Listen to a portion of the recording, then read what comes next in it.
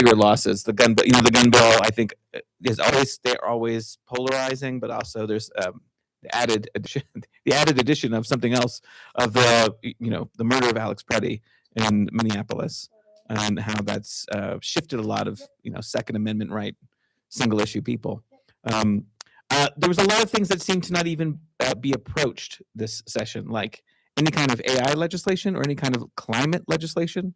What do you think happened there? Why did legislators not even go there, besides it being germane or not? So we did have a very big climate package that they promptly killed. So it was approached. It was put on the call. It's called the Clear Horizons Act, sponsored by Senator Mimi Stewart. This is the second year in a row that this particular package was sponsored. And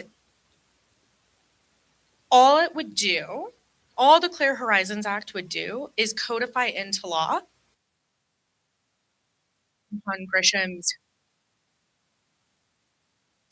executive orders on methane regulation. Executive orders. We've already been working towards. Oil and gas industry have already been having to do some of those things. The Clear Horizons Act would codify that into law, and it didn't get passed. And that I will blame 100% on oil and gas having unlimited amounts of money, and them, as Joe probably knows, not only funding Republicans, but our Democrats as well, including some very powerful Democrats in both chambers, get a whole lot of money from oil and gas for their reelection campaigns. But there's this narrative that if we control even a little bit, that our state isn't going to have any money. The Clear Horizons Act, all it would do is say, yo, quit polluting our air, land, and water. You still do your business. You just have to do it safer. And it got killed right away. Yeah, I had to, the amount of times I went, that was the number 3 thing this NMGO piece I posted on against that particular bill. And as many times I had to go on to their social media and explain to them what the bill actually does, because what their messaging to people is that you are not going to be able to gas cars anymore, or you're not going to be able to have gas stoves. You're not going to be able to, your kids won't have schools to go to. Yeah, it's correct. It's mostly about regulating big business and making sure that we're certain standards. So that once again, just messaging in Democrats. Okay, I can ask you a messaging question. You just said you go on and you tell them. You just go into comments. Do you get attention? What's working for you? Does it? I mean, Lion's Den, when I'm literally on their page, nobody's losing. You never win. Anybody not win on social media? You don't win arguments. Even if you put facts, people on social media have their minds. You have echo chambers to go. But on my own personal pages, and that's my information in that. Not so much in the Lion's Den. That brings more people who may have more open. People who So here's the thing with Clear Horizons is this was their last chance to pass it. We're going to have a new governor next year, which means all those executive orders that Governor Michelle Grisham signed could just.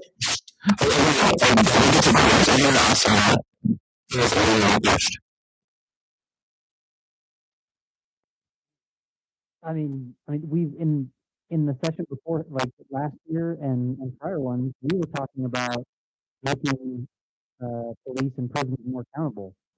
We were talking about, actually having a law enforcement certification board that has teeth that can actually investigate wrongdoing by police. I wonder why. We were talking about reform the prison system. We were talking about reforming the grievances that inmates file when they're not given medical care in the cases that we run in the state that are not ICE facilities. And that bill pretty much went nowhere. It was introduced this year. I mean, it was approached, I guess. Good on Diane Huckman for introducing it, but I didn't see it of it. We are coming up on the end of our time, I think. Oh, gosh. Yeah, so I think we might want to take some. There was something else we wanted to make.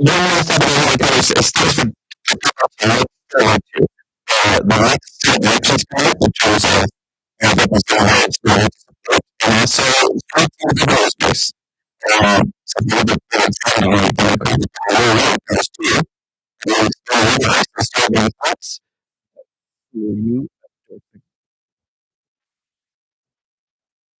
young people. One of the Democratic candidates for governor is the guy who came up with all those bad ideas. who? He came up with what bad ideas? Of like making it easier to prosecute children as adults, to expand what we call the Delinquency Act, which after certain behavior as crimes, they can, result in a trial to an adult prison. Of course, it's not a perfect trajectory, but I really like the progressive trajectory in Mexico in country in terms of we were one of the first to cap insulin. We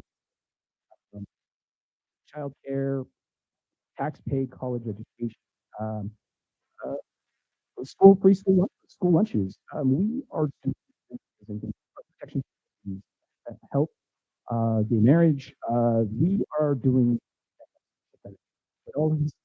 So I want to see that the state continues to fund new sources of revenue. We can't rely on oil and gas forever. We have to look at states like Alaska, booms and busts, and it's hurt their economy at times. Continue to rely on that. And I think we're doing a good job at being smart. I just want to hope. I hope that we continue that legislation to put us on the path where people are put first. That we're doing, and that we are able to message better. Like now, because of all the medical reform stuff, Mexico is such a horrible place for doctors. It works. We're not ranked the worst on that. So let's go. So let's continue down the good path. So I just want to remind people that there are things between now and we tend to forget about that sometimes, even in our craziness of legislative session. Everyone tries to breathe a little bit, and we go right into primaries, and we try to breathe a little bit. There are city council meetings, and county commission meetings, and school board meetings, and there's rule-making entities. There's going to be a big rule-making public comment process this spring that is really important. And so just saying that out loud for myself too, that there are ways for us to still be engaged in democracy in our state. Emerging events here, which is if these meetings, Monday meetings, is an amazing way to do a public display of support, which is amazing for messaging. Yes. So if and when you have any chance to go to any of these public meetings, proudly do it. And then I will just say on primaries, there is one candidate who is actually progressive and will continue to move our state forward in very real ways. And there is another candidate, Beckman, who is a cop and a prosecutor that wants to throw kids in jail. And he is saying the things that he wants to say right now, but he is going to do backwards and lose our trifecta. I was just going to say on that, on the meetings, I'm a commissioner.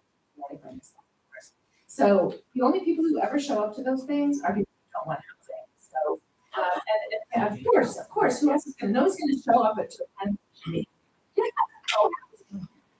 And county councils, I sit in on those.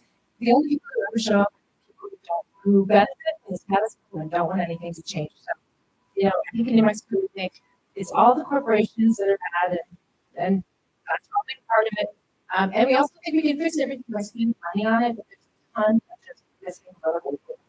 That's because these are the people, the 700 are the people who show up to meetings. So I don't actually know how it's a problem, to be honest. I mean, everybody needs to show up and like fight for things. I just don't see that happening, so that's going to be different. And I disagree. I see people showing up a lot more. Part of it's we've been covering the Blackstone story more, but people are lately showing up a lot more. I feel like since it's become clear that our lives are under threat on the daily, amongst everything else, our environment, our health, et cetera, et cetera. And I feel like that has really galvanized people in a big way. So there we go. All right, Q&A. Q&A. Time for about 10 to 15 Q&A from the audience. Or just Q&A. We could do that.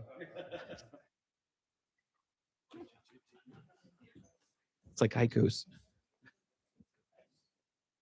New Mexico does have public election finance laws, correct? What is preventing that from being?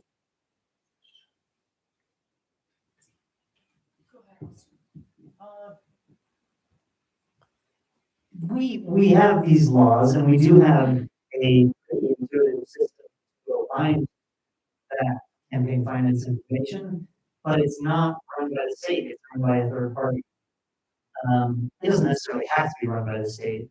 Followthemoney.org is the resource that I use to find these, who's paying for what and who raises the most, but why is it not being more widely known? It takes a lot of time to research these things, I think is part of it. And a lot of folks just don't have the time to go into this data with a specific question and clear answer. But I'm sure that's not the only reason. Yeah, it's just a maybe somewhat of a difficult process just by watching someone who had some issues recently. Council did finally win, but there were some issues with that. And also, even if you look at the trying to find her nominee right now, they're having some difficult times. I don't know the answers, but it is difficult. And as my brain starts to shut down, are we talking public financing for candidates who get for the legislature? Yes, because you spoke earlier. About corporations paying them? Yes. Yeah. Very short history lesson in Very short. 2000, Go. Citizens United completely actually changed politics in this country. And the reality is you can't win bigger races now without money. Supreme Court decision, right? I'll add one note. I have some experience actually working in the legislature, and one thing that happens is that legislators are working incredibly fast to deal with a huge amount of bills that they're not well versed in. So they often will just take a lobbyist's word for it, and lobbyists with the most money come in and say, "This is what this bill's all about. You should vote yes." And with 60,000 other things on their desk, they just go for it that way. Next question. So, hold on. Okay, so I heard and I allegedly, Trump or the right is trying to pass, I say allegedly because I know this information out there, which is not reliable, but allegedly, or that's trying to be passed that is prevents people who change their names, change their ex wives or ex-wives and trans people from being able to vote. Yep. And I just This is the passport situation, yeah. It's called out. This is not the first time that it has passed the House, unfortunately. It keeps getting worse and worse.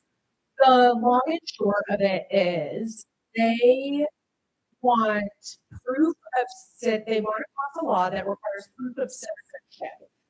What that means is you either have to own a passport already, which is $130 and has a passport unless you make enough money that you're going to travel out of the country. So you either have to have a passport or you have to come with your birth certificate and your current ID. So Barnes is my married name, not my maiden name. So my birth certificate has Wolf on it, not Barnes. So if I show up at a poll and my ID has Barnes and my birth certificate has Wolf, they're going to tell me that I don't have proof of citizenship. The same is true for anyone who is trans or who have just chosen to change their names for various reasons. That's the most, the component of it that is most dystopian horrific. But also is the purest to parse out the act, and it essentially, like, if I could sum it up, it will make it so that old white men can vote and really not anyone else. I think like 51% of people have a passport. I think it's my Republicans in the butt because they respect them. Their voters in big numbers too. But New Mexico elections in particular, I've worked in the elections as much as I can, and I've worked, on behalf of the making sure all of the voting machines are run smoothly in counties, and we have amazing elections. People will come and say, or people will say, oh, look, 5 people voted that aren't supposed to, or whatever. But that's proof that the system works here. We know that there are discrepancies when somebody sometimes it's accidentally votes when they shouldn't. But I just want to say that the elections here are fantastic. The SAVAC is really bad. I just can't imagine passing because I think that it could harm the people that are thinking it's going to help them. And on a positivity note, I think a lot of times they try to pass these acts supposedly to scare people away from the polls, make sure people are, oh, it's just going to be too complicated and weird. I mean, that is against the Constitution that states have the right to manage their elections. So it would be challenged, I think, pretty quickly in courts. Okay. next question. Dang it. Got one more over here. Hi, I'm just curious, were there any particularly egregious things that you all saw in the FIRs on any of those? So can you say that one more time? The fiscal impact reports, particularly bad things that you saw in those. I didn't read them. No comment.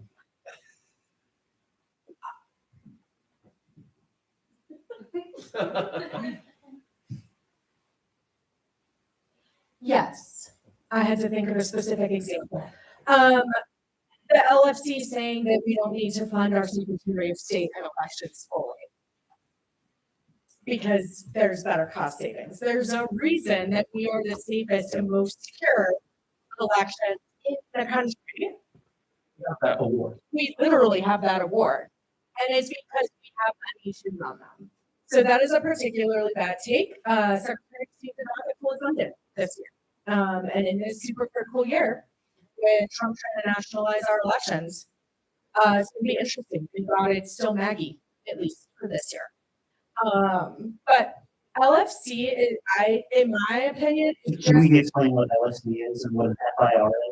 Should we just- Yes. Legislative Finance Council. Yeah.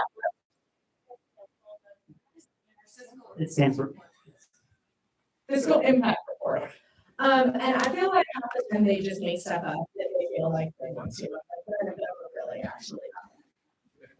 Yeah, that has like an inherent weird part of the system where the financial analysis is often very, very separate from the legislative analysis. So they don't match, and the governor, part of the outdated New Mexico system. And I think they are also underfunded, and so they often have and high turnover. So, not surprised at that question. We often have that happen here. One more question. Anybody else?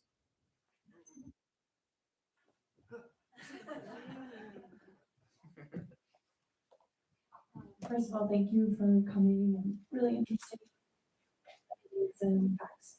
I'm wondering in this polarizing time in the legislature that New Mexico is not as bad as the federal level. Bipartisan.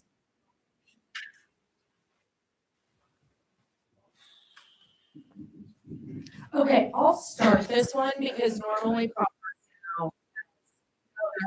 we should be much more progressive.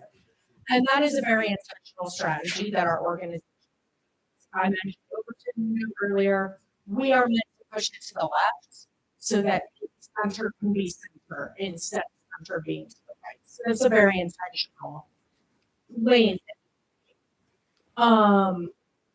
We get frustrated with the legislature. We get frustrated with trifecta and things not moving through, especially things that are like base democratic policy, like environmental protections.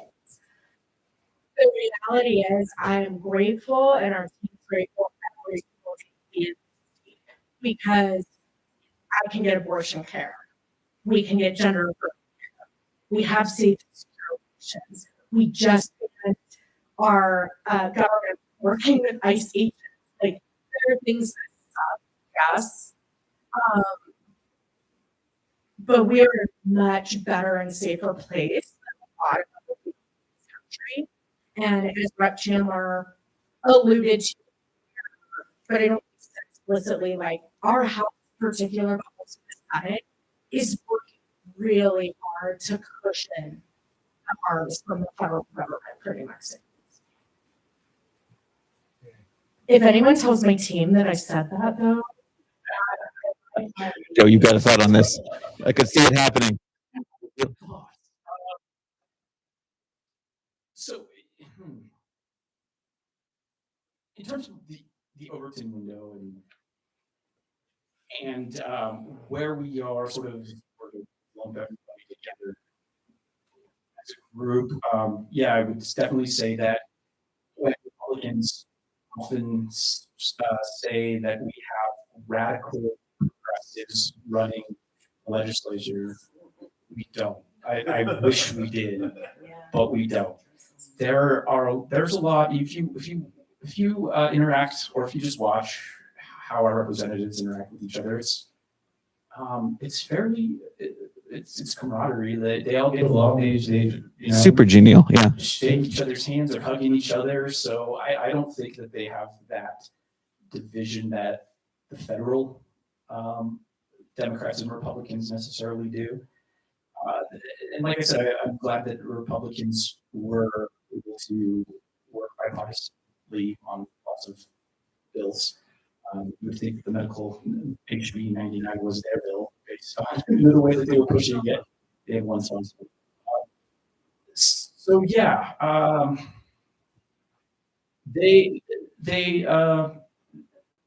they're not super diverse. There are outliers, but they work together. Yeah. I would just, before Austin, I just want to say, because there are so many issues that aren't really that super partisan, I think there is room for bipartisanship, just sort of by definition. Yeah, see, it's always seemed like a very bipartisan group, partly because they're very centrist. In some ways, I wish it was recently more partisan, if we had a lot more strong progressives throughout the legislature and the administration to really push what we mostly think of as common sense reforms that we all need. In many ways, the wins we're celebrating are, like 10 steps behind where we need to be. But that's my hot take on that. Otherwise, I've always seen the legislature as a pretty congenial group, partly because they're all maybe from the same wealth class. All right. Any other questions? That's it? Rocky. Last question. Thank you. So could not be happier that New Mexico is now banned from signing contracts with the federal government to immigrants. Could not be happier. Just, as an American, as a Mexican American, I notoriously a lot of immigrants facilities small towns. Economically, don't want to have them, and do this on purpose. And I'm wondering if the state would take measures to either do this or facilitate other economic opportunities for those towns. There was a measure that did exactly that. Yes, there is a both chambers, right? Munoz is still, right? Yes, it did. So there's a bill that pays Torrance County, pays Civil County, pays the town of Estancia, some sum of money I can't recall. And I think there's some other measures in that bill that is meant to soften the blow of need. So what some of the argument that Rocky is pointing to in this Immigrant Safety Act in the previous years has been that the counties have come to the legislature and said, we took out these loans to pay for these facilities, and you're leaving us with the bag by banning this practice. And I think that this other bill is meant to counter those costs or cover those costs, and leave at least those local governments what they call hold harmless. I'm sorry, that's complete legislative lingo. But there might be some other things in that bill that have to do with economic development or workforce, I'm not sure. You're right about these places coming into small towns and sort of holding them hostage. From what I understand, basically that's what these facilities have done in small towns. Here there, and their legislators have allowed those facilities to dictate a lot of their economic activity. And I think it's unfortunate we now have to subsidize those counties for their activities. HB 273 reads the commitment. And I thought it was really great that the legislature did take action on that. The whole lot was that they're not, I mean, not a good idea to take out loans to build prisons, but at least they're being let off the hook there. So that was an excellent move there. Right. Just compromise. All right, thank you everybody. Please give a big hand to our panel. Thank you guys for coming up. Thank you for being part of this panel. And thank you for coming out. And of course, like, follow, subscribe, click up and down, send money to the QR code, and support all of your journalists, local, and of all species. And please tip your bartender on the way out. Yes. All right, thank you. Thank you, Jean Cocteau. I'm gonna spin this one more time for everyone. Just so I want to see if it's Austin again.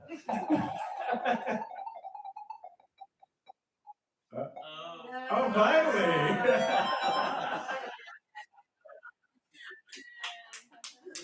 Thank you So so I'm still much. at 5-1.